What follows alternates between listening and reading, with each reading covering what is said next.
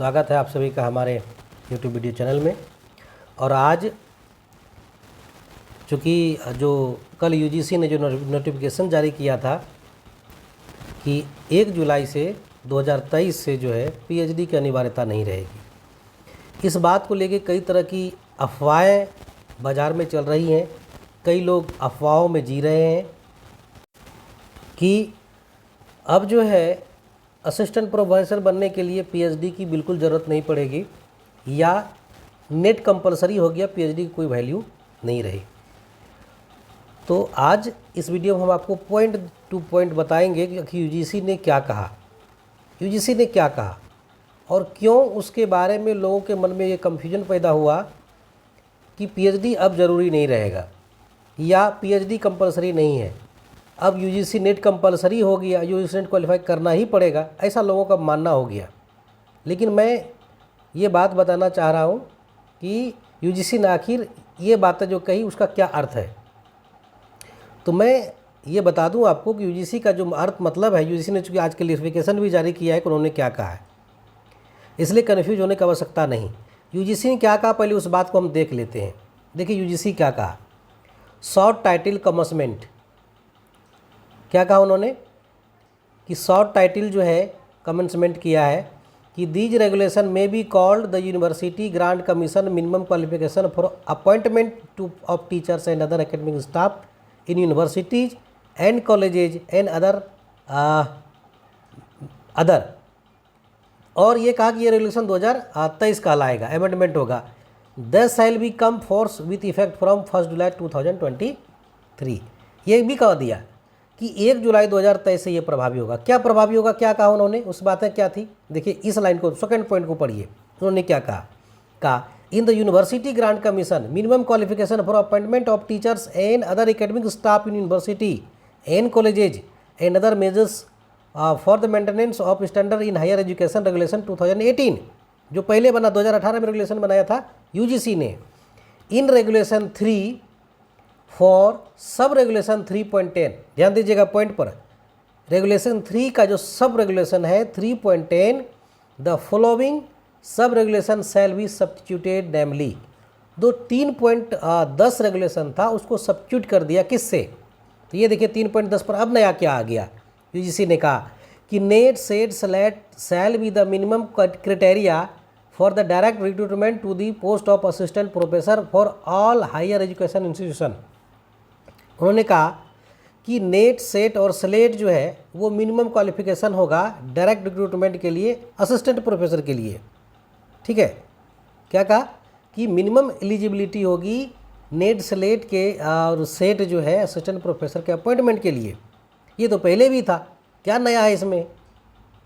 नया उस एक पॉइंट को लेकर है। कहा एज अब इस देखिए regulation 3 for sub regulation 3.0 of UGC जो फर्स्ट अमेंडमेंट 21 में हुआ था उसको डिलीट कर दिया। ठीक है, तो अब ये आपको देखना पड़ेगा कि जो रेगुलेशन 2018 है वो क्या है और रेगुलेशन 3 का 3.10 क्या है। ठीक है, तो हम उस पर आपको लेके चलते हैं पहले वहाँ।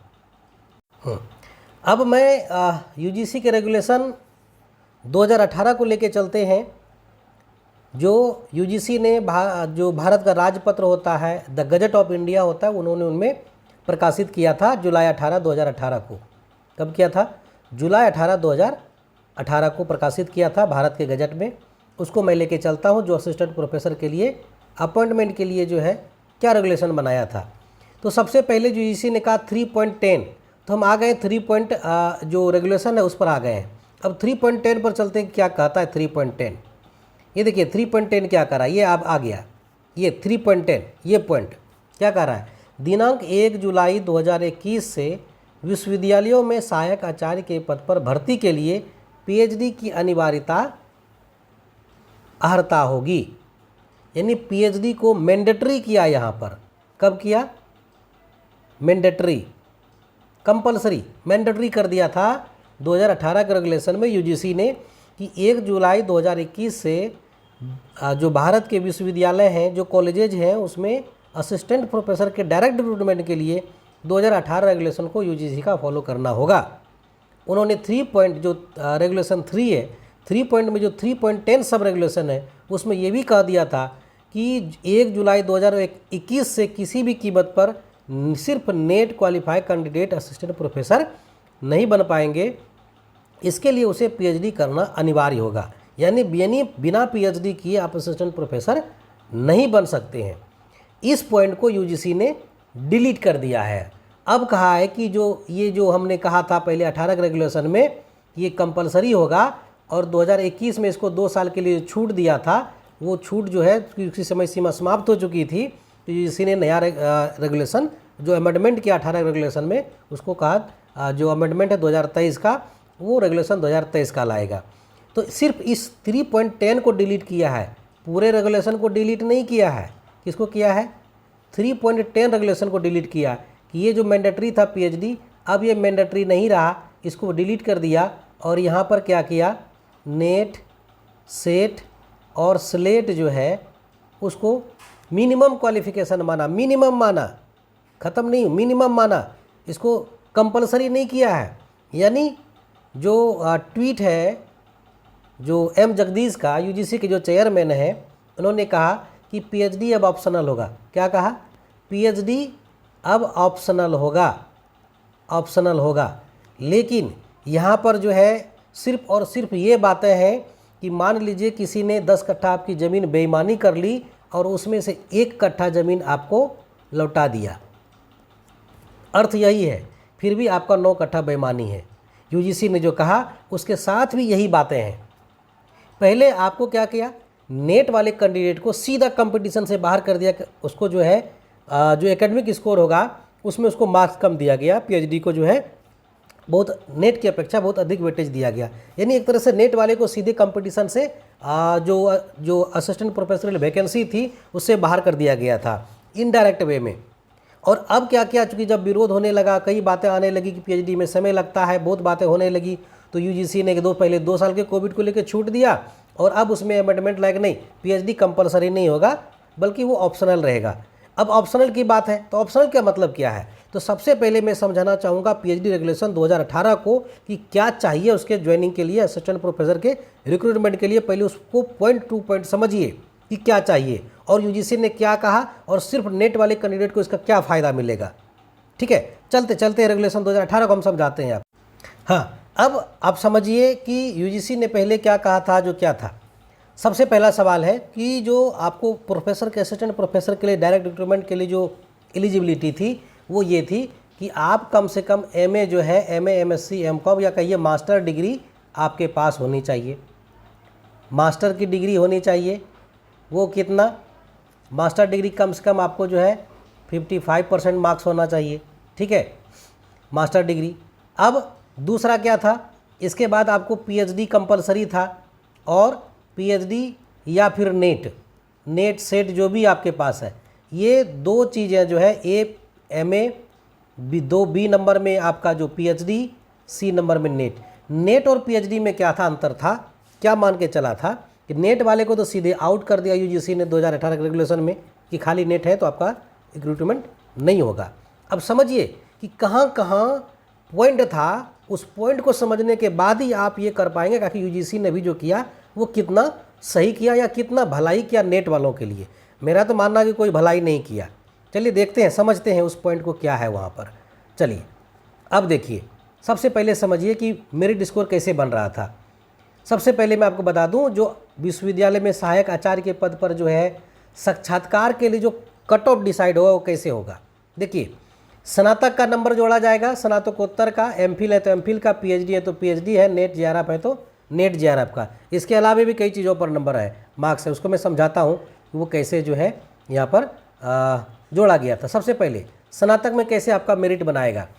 स्नातक में यदि 80% और उससे आपको ज़्यादा नंबर है तो 15 पॉइंट जोड़ा जाएगा, और 60 से अगर 80 के बीच में है तो 13 नंबर जोड़ा जाएगा आपके मेरिट में, और अगर 55 से लेकर 60% है तो 10 नंबर आपके मेरिट में जोड़ा जाएगा, और 55 से 45 है तो आपको 5 नंबर जोड़ा जाएगा आपके मेरिट में। ठीक है। दूसरा, स्नातकोत्तर में मेरिट कैसे बनेगा आपका, 80% उससे अधिक नंबर है तो आपको 25 नंबर मिलेगा, 60% से लेकर 80% तक है तो आपको मेरिट में 23 नंबर मिलेगा, और यदि आपको 60% से कम नंबर है तो मेरिट में आपको 20 नंबर मिलेगा। ठीक है। अब देखिए इसके बाद एमफिल, जिसने एमफिल किया उसके लिए क्या है, अगर एमफिल में आपको 60% या उससे अधिक मार्क्स है तो 7 मार्क्स मिलेंगे, और 55 से लेकर 60 तक है तो 5 मार्क्स मिलेंगे मेरिट में। पीएचडी वालों के लिए था, ध्यान दीजिएगा यहाँ पर, पीएचडी वालों के लिए जिसने पीएचडी किया है, पीएचडी, उसको मेरिट में सीधा सीधा 30 नंबर मिलेगा। जो जेआरएफ वाले हैं उसको 7 नंबर मिलेगा, पीएचडी वाले को 30, जेआरएफ वाले को 7, और जो सिर्फ नेट है उसको 5 नंबर मिलेगा। यह तो बड़ी बेईमानी है कि सिर्फ पीएचडी वालों को 30 नंबर, नेट वालों जेआरएफ वालों को 7 नंबर, तो 23 नंबर। 23 नंबर किसी तरह मैनेज हो ही नहीं सकता है, बहुत बड़ा गैपिंग था। अब यूजीसी ने उसमें क्या किया, इसमें कुछ परिवर्तन नहीं किया है। अगर आप सेट क्वालिफाई है तो 3 नंबर मिलेगा। अगर आपका रिसर्च पेपर जो है, रिसर्च पेपर अगर आपका पब्लिश है तो 10 नंबर मिलेंगे, यानी एक रिसर्च पेपर पर 2 मार्क्स मिलेंगे, और अगर 5 रिसर्च पेपर है तो 10 मार्क्स मिलेंगे। कैसा रिसर्च पेपर भाई, तो रिसर्च पेपर होना चाहिए पीयर रिव्यूड होना चाहिए, या तो फिर यूजीसी केयर में होना चाहिए, ठीक है, या तो फिर जो है इसको। अच्छा, इसके अलावे अगर आपको एक्सपीरियंस है तो 2 मार्क्स का एक्सपीरियंस जो है मिलेगा हर साल का, यानी 5 साल का है तो 10 नंबर। अब कैसा एक्सपीरियंस, एक्सपीरियंस वैसा कि आप परमानेंट पोस्ट पर काम किए हो, या आपको सैलरी जो है परमानेंट के बराबर मिल रही हो, जो कहीं नहीं मिलती है। एक सेंट्रल यूनिवर्सिटी में ही ऐसी सुविधा है कि वहाँ के जो अनुबंध वाले टीचर होते हैं उनको जो वही स्केल मिलता है, बाकी भारत की किसी यूनिवर्सिटी में नहीं मिलता है। मेरा ऐसा मानना है, जहाँ तक मेरी जानकारी में है। अगर गेस्ट असिस्टेंट प्रोफेसर बहाल हुए तो उसको यूजीसी के रेगुलेशन के हिसाब से 50,000 मिल सकती है, लेकिन असिस्टेंट जो परमानेंट टीचर होते हैं उसका जो सैलरी 57,700 है, बेसिक है, उसके बराबर नहीं होते हैं, तो वो लोग इससे बाहर हो जाते हैं, है ना। तो ज़्यादातर तो गेस्ट की बहाली होती है, तो ये लोग सीधे बाहर हैं, यानी मान के चलिए कि जो परमानेंट पद पर उसी को जो है उस एक्सपीरियंस का लाभ मिलेगा। तो भाई परमानेंट वाले जो है तो वो रिक्रूटमेंट में क्यों असिस्टेंट प्रोफेसर में क्यों आएंगे, है ना। हाँ, फिर प्राइवेट यूनिवर्सिटी वाले जो टीचर्स हैं, परमानेंट टीचर हैं, असिस्टेंट प्रोफेसर हैं, उसको सैलरी भले रजिस्ट्रेशन से ना मिले लेकिन वो कागज़ में उनको मिलता होगा, तो वो लोग आ जाएंगे, ठीक है। तो अब ये हो गया एक्सपीरियंस पर 10 नंबर हो गया 5 साल के लिए। उसके बाद अगर मान लीजिए इंटरनेशनल लेवल का अवार्ड मिला है, इंटरनेशनल लेवल का 3 नंबर मिलेंगे, और अगर मान लीजिए स्टेट लेवल का मिला है तो उस पर 2 नंबर मिलेंगे, है ना। एमफिल पीएचडी में अगर एमफिल पीएचडी दोनों आपने कर रखा है तो भी आपको मैक्सिमम 30 नंबर मिलेंगे। नेट जेआरएफ में आपको मैक्सिमम 7 नंबर मिलेंगे, और अवार्ड में अधिकतम 3 नंबर मिलेंगे। अब कुल प्राप्तांक अगर देखिएगा तो ये जो एकेडमिक स्कोर है उस पर 80 मार्क्स है, जो रिसर्च पेपर है आरपी उस पर 10 मार्क्स है, और अगर एक्सपीरियंस है आपको टीचिंग एक्सपीरियंस तो इस पर 10 मार्क्स है, टोटल 100 बनेंगे। अब देखिए इस 100 में क्या है, जो नेट वाले हैं बहुत खुश होइएगा भाई, कहीं 7 नंबर मिल जो रहा है, 7 नंबर जो मिल रहा है आपको। हाँ, अब इस 100 नंबर में जो है ये पीएचडी पर जो है वो 30 नंबर है, और नेट पर जो है 7 नंबर है, तो कितना का गैपिंग हुआ, तो ये यहाँ पर 23 मार्क्स का गैपिंग हुआ। बताइए क्या 23 मार्क्स नेट वाले इंटरव्यू में कवर कर पाएंगे, कभी नहीं कर पाएंगे, कभी जो है वो तो शॉर्ट लिस्ट भी नहीं हो पाएंगे। या तो पॉइंट पर खेला होता है, 0.2 0.5 का खेला होता है, 0.1 का खेला होता है, और यहाँ तो जो है 23 नंबर है, तो जीवन में कभी नहीं आ पाएंगे मेरिट में। इसलिए ज़्यादा खुश होने की ज़रूरत नहीं नेट वालों के। या जो कन्फ्यूजन में है कि नहीं अब पीएचडी जो है कंपलसरी नहीं रहा, अरे भाई इनडायरेक्ट में तो पीएचडी आज भी कंपलसरी है, ठीक है, आज भी वो कंपलसरी है कि 23 नंबर नेट वाले नहीं मार्क आप जो है वो किसी तरह मैनेज नहीं कर सकते हैं। इसके अलावे जो नेट क्वालिफाई न्यू स्टूडेंट होते हैं, जो नया नेट क्वालिफाई किया है, उनको रिसर्च पेपर के बारे में बहुत जानकारी होती नहीं है, वो रिसर्च पेपर के बारे में जानते नहीं हैं, उसको टीचिंग एक्सपीरियंस होता नहीं है ना। तो उसको कितना होगा मेरिट में, चलिए मैं बताता हूँ मेरिट में वो कितना आ सकता है, मैक्सिमम समझाता हूँ आपको मेरिट में कितना आ सकता है। ज़रा सा हम इसको स्क्रीन को साफ कर लें तब समझाता हूँ। अब ये देखिए इस स्कोर पर मान लीजिए जो नेट वाले हैं क्या क्या होगा उसके पास, बीए की डिग्री होगी, एमए की डिग्री होगी, नेट जेआरएफ की डिग्री होगी। इसके अलावा ये क्या होगा, इसके अलावा उसके पास ना सिर्फ रिसर्च पेपर होंगे ना और कुछ होंगे।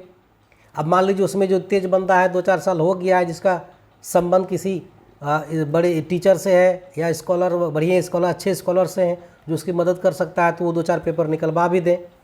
तो बीए में अगर आपने 60% नंबर लाया, 60 से 80, जनरली अगर बिहार वाले हैं तो 60 से 80 के बीच में रहते हैं, तो कितना मिलेगा, 13 नंबर मिलेगा, है ना।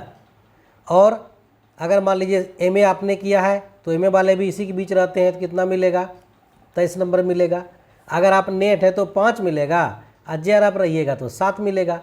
तो कितना नंबर हुआ, 23, 13, 36, 5, 41 नंबर हुआ, और यहाँ पर 43 हुआ। तो नेट जेआरएफ वाले को कितना मिल सकता है मैक्सिमम, उसके एकेडमिक परफॉर्मेंस पर 41 से 43 मिल सकता है, उससे ज़्यादा तो मिलेगा नहीं। और अगर मान लीजिए उसको पेपर किसी ने पब्लिश करा दिया, 2-4 पेपर या 5 पेपर मान लीजिए पब्लिश करवा दिया, अच्छा पेपर कहीं से, तो 10 नंबर अगर जोड़ भी दे तो 51 होगा, और इसमें 10 जोड़ दे तो 53 होगा। यही होगा, इससे ज़्यादा कुछ नहीं होगा। तो 53 नंबर में क्या शॉर्ट लिस्ट हो जाइएगा क्या। अब दिखाते हैं जिन्होंने पीएचडी करके रखा उसको क्या है। उसको तो ये इतना तो मिलना ही है, बीए, एमए, पीएचडी, जो पेपर है, पेपर, एक्सपीरियंस। आप देखिए उसको जोड़ लीजिए कितना होगा। मान लीजिए कि आपको जितना 60 से 80 नंबर था तो उतने मिला, तो यहाँ 13 नंबर मिला उसको।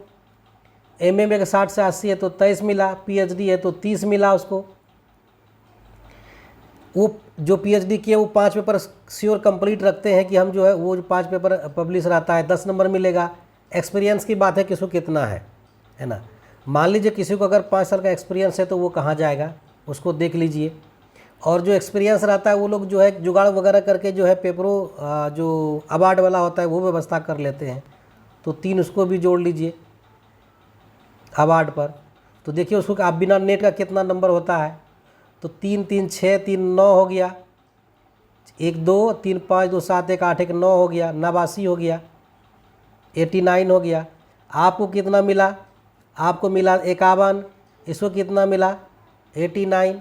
51, 89 किसी जीवन में टिकता है कहीं पर क्या, 89 के पीछे, 89 के बहुत पीछे 51 है। अगर 50 नंबर का इंटरव्यू कर देना तो भी पीएचडी वाले को पीछे नहीं कर पाएंगे। अब पीएचडी वाले अब दुविधा में है कि भैया अब तो नेट कंपलसरी कर दिया, ये सोच रहे हैं, और नेट वाले गदगद हो रहे हैं कि अब जो है पीएचडी का वैल्यू नहीं है। अरे भैया वैल्यू अभी भी बहुत है, ज़रा देख लो, यहाँ पर आंकड़ा आपके सामने में है।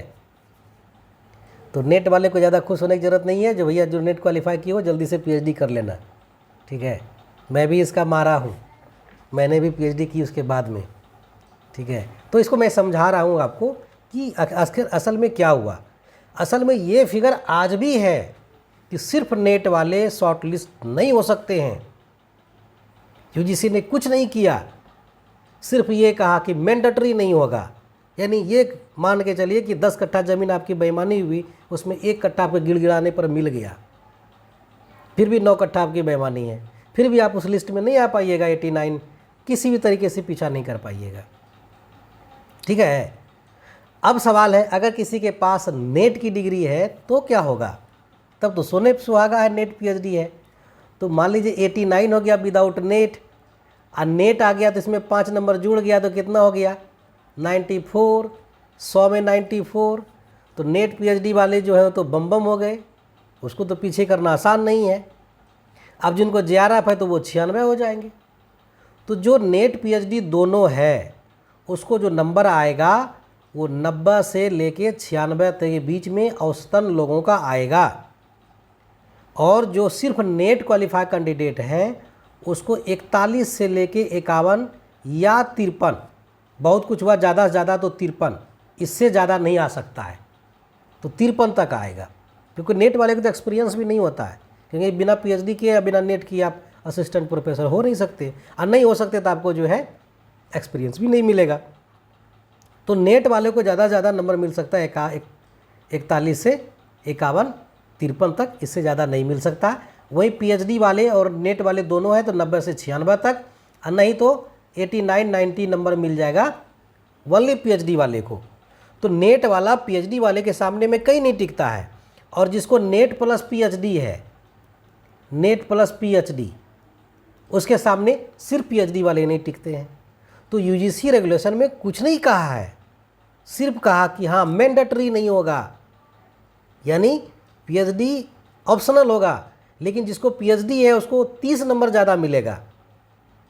तो सोच लीजिए, तो ये जो यूजीसी ने कहा वो कहा सिर्फ और सिर्फ ये कहा कि मिनिमम क्राइटेरिया होगा यूजीसी नेट स्लेट सेट, जो पहले था, पहले के रेगुलेशन में था, मिनिमम क्राइटेरिया था।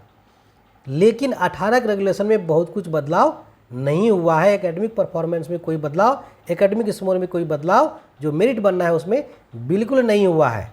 ये नेट वालों के लिए तभी फ़ायदेमंद होता जब यूजीसी ये कहती कि यहाँ जो पीएचडी पर 30 नंबर है वो 30 नंबर जो है हटा देता, तब नेट वालों के लिए फ़ायदेमंद होता। ये जो 30 नंबर देख रहे हैं पीएचडी पर, इसको यूजीसी अगर हटा देती तो नेट वाले के लिए सोने पे सुहागा होता, उसके लिए बेटर होता। और ये जो नेट 11 पे इसको या तो इसको 30 को हटा देता, घाटा कम कर देता नेट के बराबर, या फिर नेट वाले को भी 30 नंबर कर देता, दोनों को इक्विवेलेंट कर देता, और नेट पीएचडी जिसको है उसको दोनों को कुछ कर देता, मान लीजिए 35, 33, 36 कुछ कर देता, तब नेट वालों के लिए फ़ायदेमंद होता। अदरवाइज नेट वालों के लिए कुछ विशेष खुश होने की ज़रूरत नहीं है, है ना। तो भैया सलाह यही है कि जिन्होंने नेट कर लिया है जल्दी से पीएचडी कर लेना, तभी आपके लिए बेटर है। अदरवाइज ये यूजीसी रेगुलेशन से आपको कोई फ़ायदा होने वाला नहीं है। मैं इस वीडियो में यही आपको बताना चाहता हूँ। इस वीडियो को देखने के लिए और बने रहने के लिए बहुत बहुत धन्यवाद। और यदि अभी तक आपने हमारे चैनल को सब्सक्राइब नहीं किया है तो कृपया आप इस चैनल को सब्सक्राइब कर लें। और यदि ये वीडियो आपको अच्छी लगी, ये लगा कि यूजीसी ने जो कहा उस पर ही हमारा क्लेरिफाई हो गया, तो आप अपने मित्रों को शेयर भी कर सकते हैं।